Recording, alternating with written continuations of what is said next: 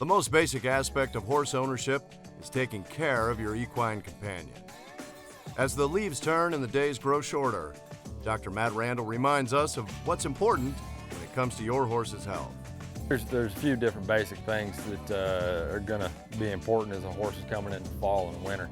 The part of the world you live in is going to play a big role into it.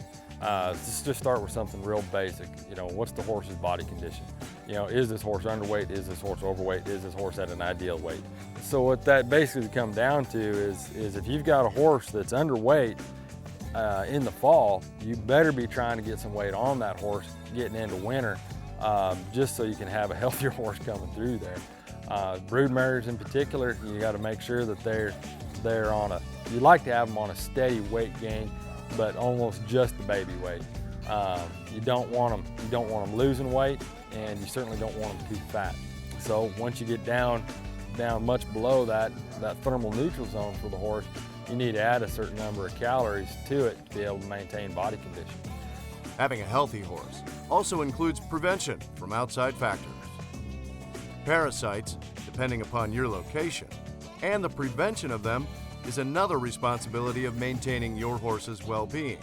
Parasite control is another very basic thing that needs to be considered. Exposure risk is going to be dictated partially by the environment, and the weather conditions are a little better certain times of year for parasites. And down here in the fall and winter, typically fall, winter, and spring, is a little bit better for the parasites than in the middle of summer.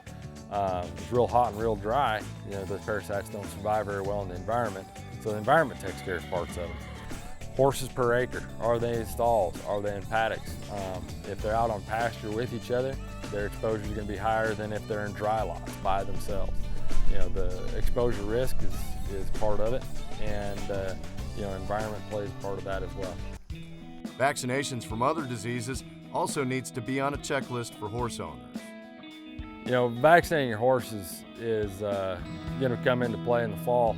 Occasionally people think, oh, we're going in the fall and winter, we don't need to vaccinate this horse. And depending on the individual, that may or may not be true. The exposure risk of the individual always needs to be taken into consideration when deciding when to vaccinate and what to vaccinate for. Flu and rhino and strangles, those are things that they could pretty much only get from other horses.